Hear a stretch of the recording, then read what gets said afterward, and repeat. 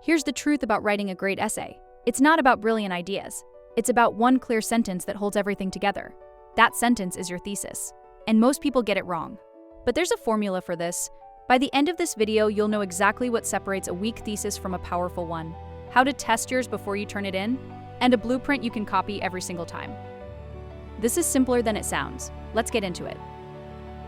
You've sat down to write a paper and felt completely lost, right? Ideas swirling around, no clue where they're going. That's because most essays wander. They loop back, go off on tangents, just drift. Here's the fix. You need a destination, one sentence that tells your reader exactly where this whole thing is heading. Without it, you're wandering through a maze. With it, you've got a straight shot to the finish line. That single sentence is your thesis. Think of your paper like a human body. Arms, legs, all these different parts. But what holds everything together? Your spine. That's exactly what a thesis does for your essay. Every paragraph, every argument, every piece of evidence, they all connect back to this one central idea.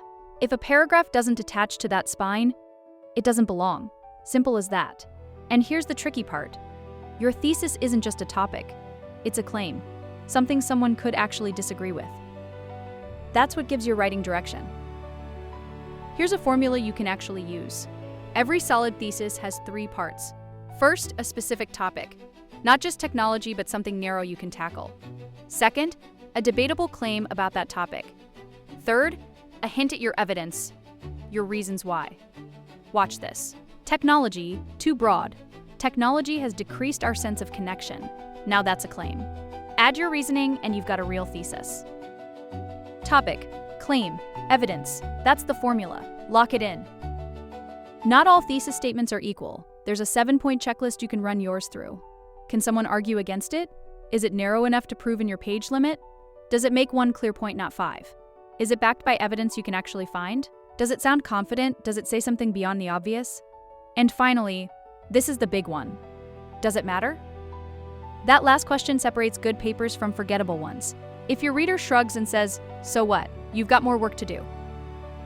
Let's dig into that "so what" question. Here's the difference between a fact, an argument, and a thesis that actually matters. A fact is just something true. Genetic engineering changes human biology. Okay, fine. An argument takes a position. Genetic engineering threatens our humanity. Better. But the "so what" pushes further. Therefore, policymakers need to act. See the difference? A strong thesis doesn't just observe. It creates stakes. It gives your reader a reason to keep reading because something important hangs in the balance.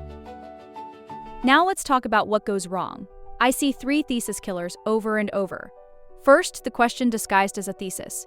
Should NASA get more funding? That's not a thesis, that's the question you're supposed to answer. Second, the plain fact. Dinosaurs went extinct millions of years ago. Nobody's arguing with that. Third, pure opinion. Chocolate is the best flavor.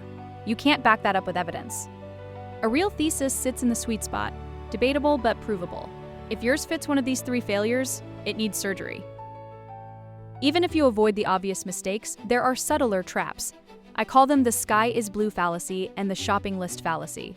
Pollution is bad for the environment. Yeah, everyone agrees. So what's the point? But 25% of the federal budget should target clean technology. Now you've got a real argument. Same with shopping lists.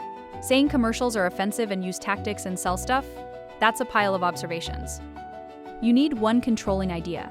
Turn that pile into a pyramid with a single point at the top.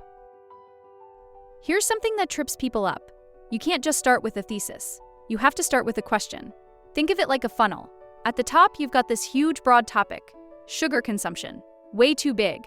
Then you ask the who, what, where, when, why questions. Why are elementary kids eating so much sugar? Now you're getting somewhere.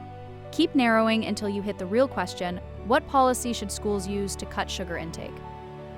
Only then can you write your thesis. Your thesis is the answer, not the starting point.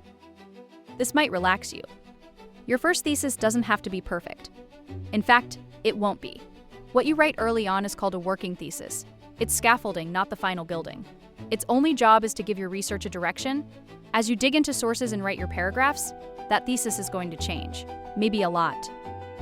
And that's not failure. That's the process working exactly as it should. Let it evolve. Word choice matters.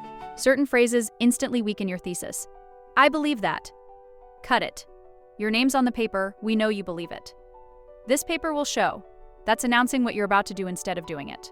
And those boring linking verbs, is, are, was, they just sit there. Replace them with verbs that move, catalyzes, undermines, transforms. Watch what happens when you swap "the economy is bad" for "current policies exacerbate wealth inequality." Same idea, completely different impact. Not all thesis statements work the same way. There are 4 main types, and knowing which one you need changes everything. Argumentative theses make a claim and try to convince your reader. Analytical theses break something apart to understand it. Expository theses explain a concept without taking sides. Narrative theses connect a personal story to a bigger truth. Each type has its own formula. Knowing your type before you write saves you from building the wrong thing entirely. Let me break down the 2 you'll use most. Argumentative is about taking a stand. You've got an opinion and you're defending it. Gun legislation should change because it reduces casualties. That's argumentative. Analytical is different. You're not arguing for something. You're taking something apart. Hamlet's supernatural elements reveal that Denmark represents decay. One says, "This should happen." The other says, "Here's what this means." Pick the wrong type and your whole paper fights against itself. Here's the golden rule most people miss. Your thesis isn't something you write once and forget. It's a living thing. You draft it, write your body paragraphs, and then, this is key, you look back. Does it still match what you actually wrote? Usually it doesn't. Because as you research, you discover new evidence. Your argument shifts. Your thinking deepens. So you revise the thesis. Write more, revise again. It's a loop, not a line. The thesis at the end should be sharper than the one you started with. Before you submit anything, run your thesis through this final checklist. 6 switches, all need to be on. Is it debatable? Could someone reasonably disagree? Is it specific? Can you prove this in your page limit? Is it assertive? Did you cut the "I believe" fluff? Is it active?